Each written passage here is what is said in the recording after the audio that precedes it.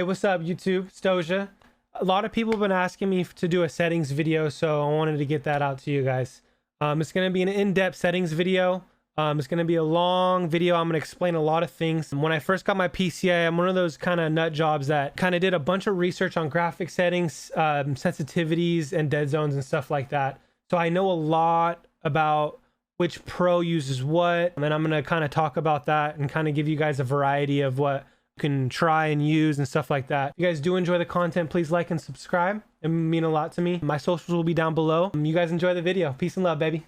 We're gonna go through it. So skip the keyboard and mouse part. I don't play keyboard and mouse, so I'm not sure what binds to use and stuff like that. If you guys do want to know that, probably check out a mouse and keyboard player like Symphony or someone like that. Okay, so general field of view. Field of view is kind of like a preference thing. I for a long time didn't like 120. A lot of the pros use 120. It was a little bit so that it stretches out the middle of your screen, so people are a lot farther. So for me, it was like kind of hard to see, but I also sat farther away from my monitor, and I kind of worked my way up to get to 120. So I started at 105, then I got to 110, and then 115, and then 120, and so on. My favorite overall like field of view personally is going to be 110. I think that's the sweet spot. I've kind of been messing around with 120 lately, and I really like it because I'm sitting closer to my monitor. I have a 24.5 inch monitor, so it's a little bit easier for me to see, I guess. But yeah, and also like that, people always ask me like, is movement on PC a lot better, blah blah blah. It's the field of view. It just makes you look a lot faster and move a lot faster at this field of view. I also play on affected. So what this does is my field of view is zoomed out, right? So it's if it's on independent, you're gonna be your field of view zooms in when you aim down sights. When you ADS, your camera is gonna zoom in. So I don't. A lot of people, some people like that. I'm pretty sure Nick Merckx plays on independent. I'm not sure though. I know a lot of the pros play on affected, so your camera just stays the same when you aim down sights. It never changes. So I keep it on affected. It just feels a lot good. It feels good to me. Brightness, that's preference. I like 55, just a little sweet spot for me. So these are the HUDs. Okay, so I've pulled this all the way down to 0 and I tried it. I like it, but I don't see the need to pull it all the way down to 0. What it does is it pulls down your UAV from the top of your screen like more in, so you can see it easier. If you have like a bigger monitor or a TV, I suggest maybe pulling it all the way down to 0 or somewhere like, I don't know, 80 is a sweet spot for me. But it's just gonna pull your UAV and everything down a little bit, so you don't have to look farther on your monitor to see where the UAV's at if you got a UAV going. So yeah, 80 is a sweet spot for me. I really like that. This kind of doesn't matter. That's all preference. Subtitles, preference, colorblind. I don't use a colorblind type. I know some people do. I don't really mess with it. It's all preference. Mini map shape, you want square. Okay, you're gonna want this square. You get more, so like see how it kind of cuts off the edges here on the circle. You're gonna get more what's it called, like you're just gonna get more of a view on where enemies are at. Like if an enemy's here in the corner, you're not gonna see him on a circle mini map. You know what I mean? You're just not gonna see him here. So it's just square's better. A lot of every single pro uses square. It's just a must. Mini map rotation enabled. You want letters. This stuff's all preference if you're on PC. It kind of shows you at the top, like, so I have my FPS, my latency, and my packet loss enabled, so it kind of just like shows me that up top. Yeah, the rest of it's preference, so this kind of stuff doesn't matter. Graphics, always playing full screen. I know a lot of people playing full screen borderless. You do get more frames on full screen. You're not losing much, but so it's preference if you like full screen borderless versus full screen. Either way, I like my render resolution at 1920 by 1080, my native monitor's resolution. So you always want that at 100. I know some people pull it up a little bit to get, I guess it makes your screen more clear so you can see enemies at a farther distance, but you're going to lose frames if you do so. Always set your screen refresh rate to the highest of your monitor's hertz, like your monitor's refresh rate. Aspect ratio, I leave that on automatic. VSync, always disable this. You're gonna lose frames, and especially for controller player, the input delay is really bad if this is enabled. You never want this enabled from the research I've done.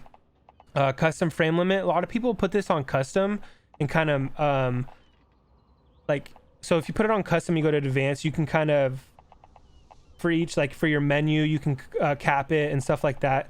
So people say like, so your monitor is not working harder to get those frames. I haven't really found any issues, so I just kind of leave it on unlimited. I also have a really nice PC and a nice monitor, so I can do so.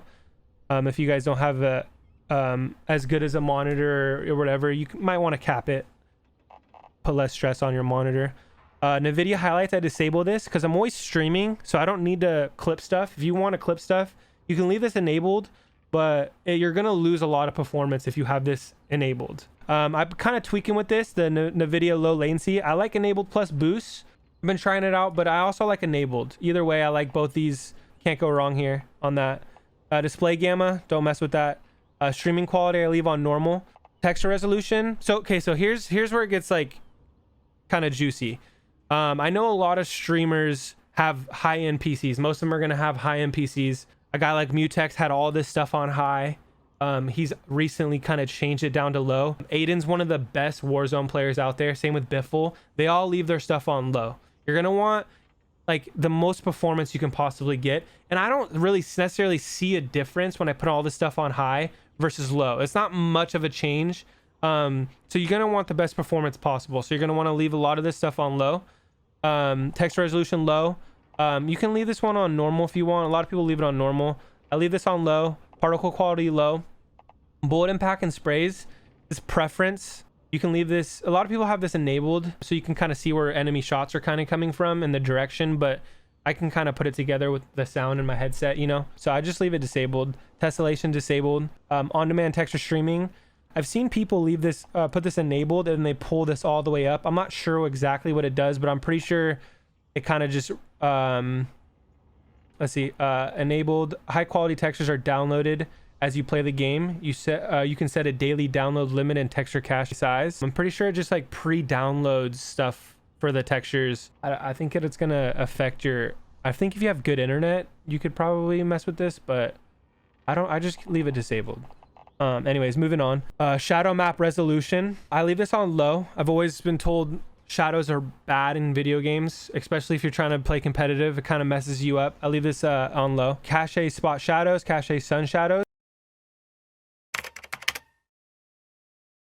Cache. I've heard you gain frames. It's good to leave them enabled. I've kind of messed with it, but a lot of times when I reset my game, like when I load back, like I close my game for the night and I get back on the next day, it like resets itself for some reason. So I just kind of left it. I don't know. This is not a big deal. I don't think. You kind of gain frames maybe a little bit if you have it enabled, I've heard. Particle lighting, low. Direct X-ray tracing, leave that disabled. Ambient occlusion, you're going to want to leave that disabled. Screen space reflection, you're going to want to leave that disabled. I've kind of gone through different anti-aliasing modes. A lot of the pros use the Filmic SMA 2x. I don't really like the way it looks. Kind of looks like blurry in a way. I can't really explain it. So if anything, I like the SMA 2x the regular one better. But for the most part, I like this off, and I like pulling my Filmic strength all the way up. I know Biffle does that, and Biffle's a talented Warzone player, so I've kind of copied him on that, and I don't know, I just like the way it looks. It just looks good with my monitor. This is all preference, but so, and then you're going to want to leave motion blur disabled 100%. I know if you're on console players, a lot of console players, you have this option. You don't have many options. Hopefully soon Warzone updates the Warzone, so you can, the new generation consoles can change their FOVs and stuff like that. You're going to want to leave your motion blur disabled. Like, nobody wants this. This is horrible. Film grain, I leave this at 0. I know a lot of people will have it on at default. It's like 0.10 or something like that. Just turn this off. You don't need it. Dynamic resolution, this is new, so I haven't done much research on what this does, but I leave it disabled. And I know that NVIDIA DLSS is new, and people, like, it tells you like the quality offers higher image quality and balance mode recommended for 2K gameplay and all this blah blah blah. The game looks horrible when I enable it. I don't know why. Maybe I'm doing something wrong, but I will try to figure that out down the road. But so for now, I'm leaving it disabled, and I know a lot of streamers leave this disabled because they got excited on the new update when it was a thing, when they added it, and they tried it enabled, and so have I, and it's just horrible. So we'll leave it disabled. So yeah, there's the graphics part. And again, I don't know everything, so if you guys do have stuff that'll help me, you know, leave it in the comment section below. Moving on to the audio. Boost high and boost low for the most part I've kind of messed with. I know Nick Mercs uses dynamic home theater or maybe home theater. I haven't really tried it.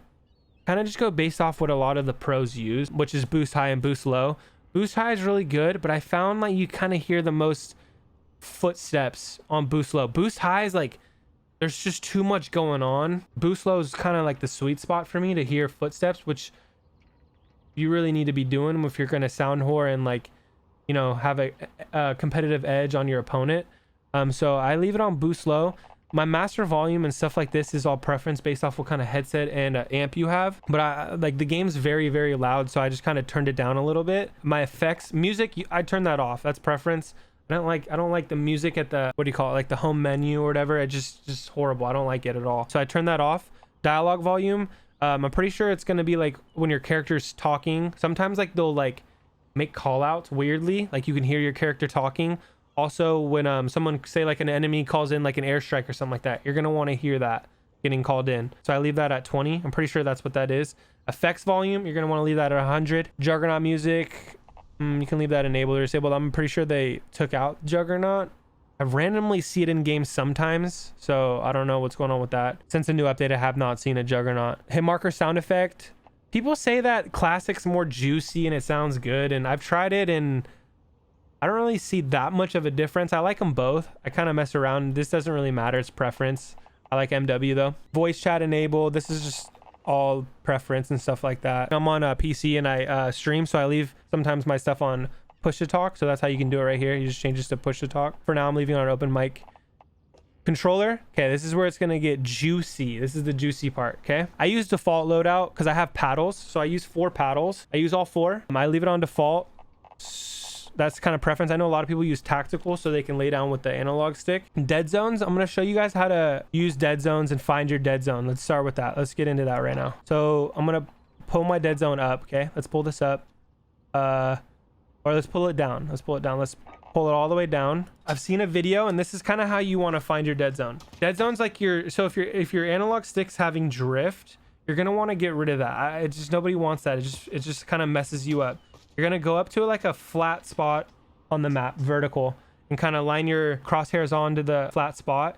And if it's moving, I mean, I guess mine's not really moving right now, but if I like touch it a little bit, it'll start moving a little bit. You see that? So you're going to want to put it up a little bit until you kind of find your sweet spot and where it doesn't really move. So for me, 0.05 is perfect. Doesn't move at all. When I touch it, see that? Doesn't move. If I put it to the left a little bit, it's not going to move. I put it to the right a little bit, it's not going to move. It's my sweet spot. 0.05 is perfect for me. That's kind of how you find your dead zone. Okay, so as far as sensitivities, if you're someone who likes to use a higher sensitivity, I've kind of found the best sensitivities to use. There's a guy named Scummin. He's a beast at Warzone. Insane. He uses 1313 and he uses a 0.75 ADS. So these are all going to be multipliers.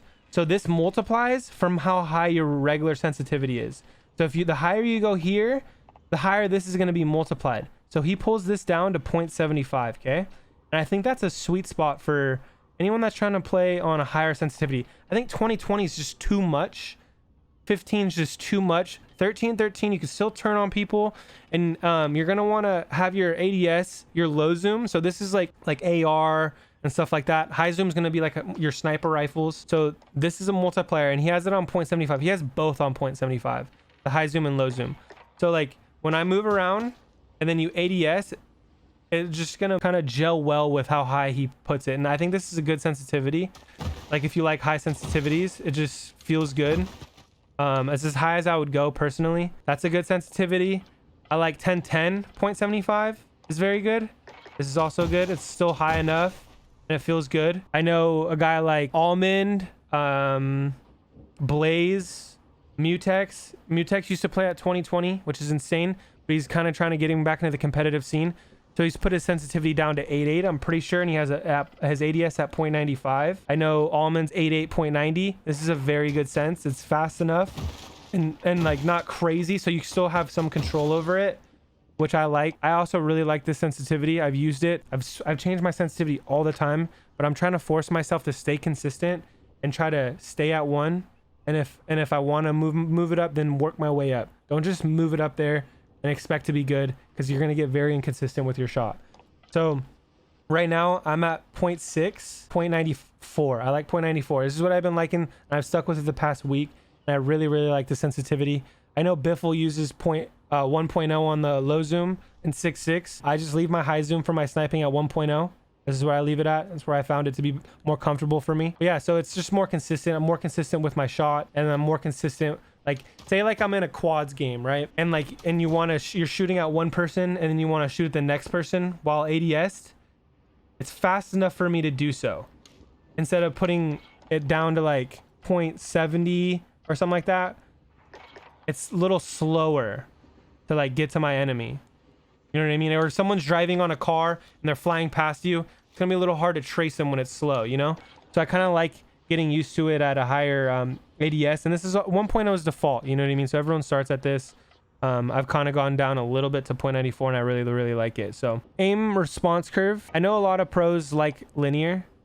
Most of them like dynamic. Okay, this is the bread and butter right here. The dynamic is, I'm pretty sure it helps you long distance.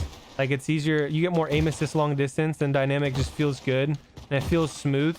If you're on standard, I don't know what you're doing. It just feels clunky to me. Linears does feel smooth, but like your long distance shot is kind of off. It's more of like a precise, like it just snappy feeling. So like if you're a player that likes to push players and like get in their face, linear is going to be your go-to input curve.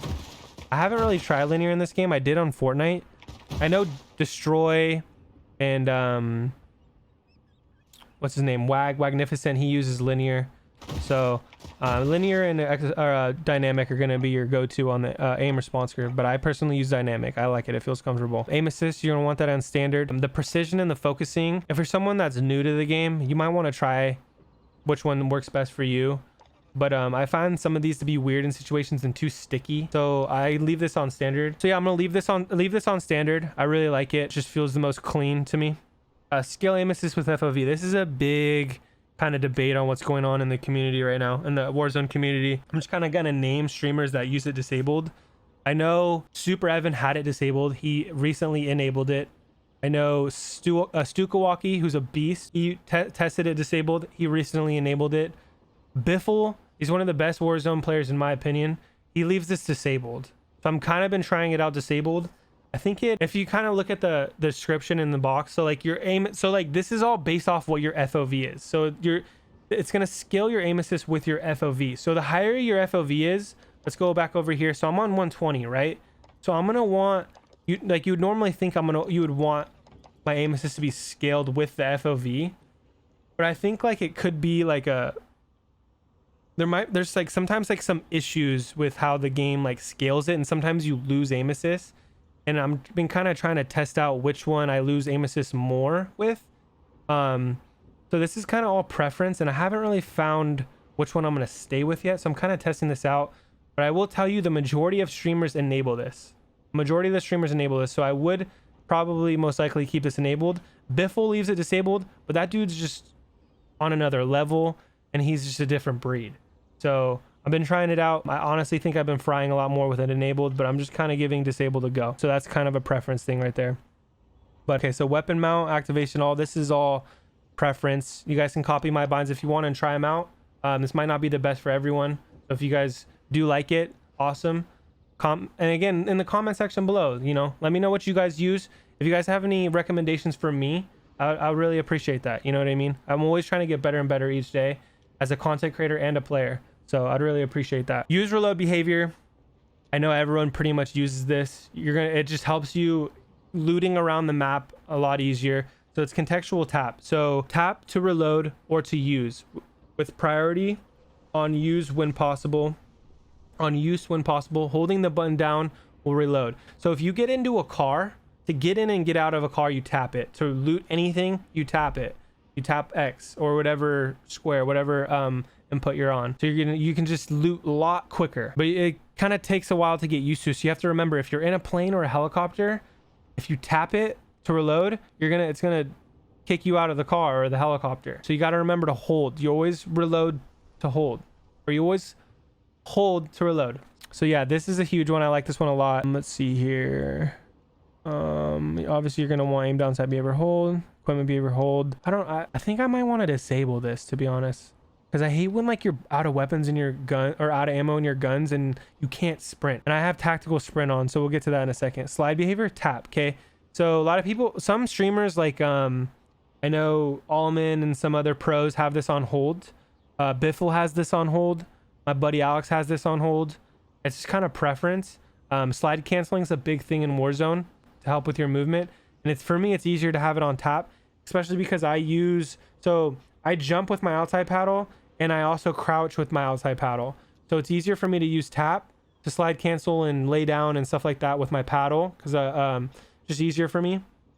And I also loot with the inside paddle, and I switch weapons and put on plates with my inside paddle. So I use all 4 of these. And this, in my opinion, the Scuf Impact is the best controller, because I've had an Xbox Elite controller and the paddles are weird. You have to use 4 fingers on each paddle to press them, right?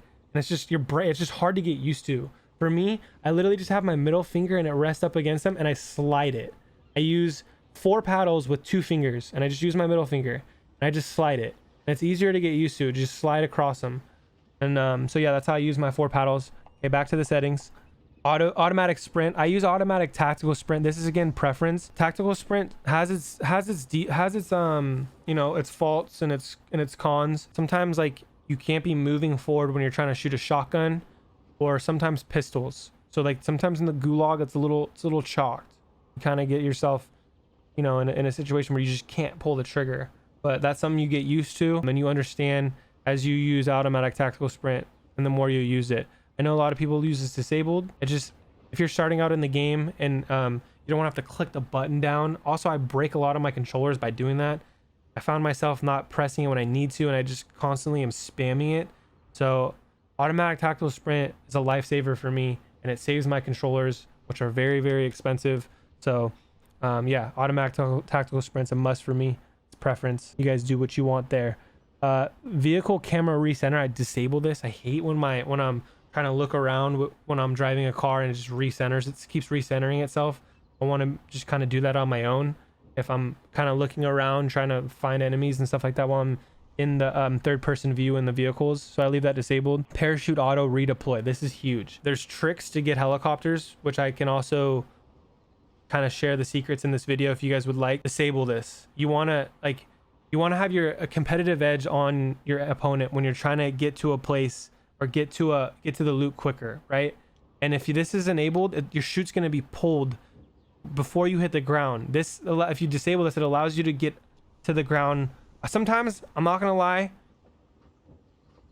I break my ankles. It happens to the best of us, but you're gonna get used to it, and more times than not, you're gonna get good at it, and you're gonna be good at getting to the ground before your opponent does. Okay, so the trick to getting helicopters, I've seen a lot of pros do this. You jump at 700 meters. I think they might be really mad at me for sharing the secret, but you jump at 700 meters and it's just the sweet spot. And I'm not going to share anything more because there's a little bit more of a trick to getting the helicopters quickly, but I'm not going to share it. But 700 is the sweet spot. Okay, moving on. That's that for that. And I think that's everything. That covers everything for the settings. As far as quick tips I can give you right now, there's a thing called cameraing, and a lot of pros do it, and a lot of pros have been doing it, and you can find videos on it on YouTube if you want to search it up. It's called cameraing. What it is basically you're messing up the cameras inside the game, so you have the competitive edge on your opponent. And what it is say I'm right here, and say I'm sound whoring someone, and someone's coming to my left, right? There's the enemy's coming like this way, right? And he's coming right here. You want to just jump out on him quickly, or slide cancel out on him quickly. It's gonna break the camera, and believe it or not, you're gonna see your opponent before they see you. It's just a thing, and there's videos on it, and it's gonna give you the competitive edge. So sometimes, like, say I'm running from an opponent, right, and he damages me, and he damages me, and I know he's close to me, right, and I get around this edge, and my plates are gone, and I know I'm not gonna have time to get my plates off. Sometimes I'll stop, turn around, and I know I'm gonna have to ego challenge him, which means I'm gonna have to just fight him because I'm not gonna have time to get my plates off. So I will slide cancel around the corner quickly. So I have the competitive edge. You can maybe even B hop. Then hit the B hop there. Then hit the B hop there. Okay, I'm just a bot right now, but you get the point. So that's a competitive edge there. There's also a thing called centering. It's gonna be hard to explain, but you kind of just want to always have your screen centered to where you're gonna be next and where the enemies might be. Say like I'm running around and I think an enemy is gonna be like left to right here. You want to keep your screen there, right? It's always like centered where you like, instead of like aiming there, you're already aimed there, if that makes sense. And I know I'm probably explaining this horribly. I'm not the smartest person when it comes to this stuff. I just know about it, and I just know how to play the game because I've played for so long since I was young. So centering's a big thing. There's videos out there on it. If you want to look up cameraing and centering, it's going to help you get the competitive edge on your opponent. Keeping your screen centered all the time is just constantly gonna, help you. I can kind of show you. So like if I'm going around here, I'm constantly centered, always kind of aiming where I need to be. So I'm already kind of pre-aimed at the area of where the opponent's going to be. I'm going to stop talking about it because I feel like I just sound stupid at this point. But yeah, that's kind of about it for the settings video. I'm trying to think if there's anything else I can go through. Any tips and tricks. I think that's about it. But if you guys do have any questions, feel free to hit them up in the comment section. If you guys do have anything that'll improve my game and you guys know something that I don't, feel free to also leave that in the comment section. And thank you for watching. I appreciate it. I'm new to this stuff, so I'm trying to get better at this stuff every day. I've been streaming for about 4 months now. 4 months. But yeah, I'm trying to get better. I'm trying to become a better content creator and streamer for you guys. And I appreciate all the love and support. You guys have been incredible. Peace and love, baby.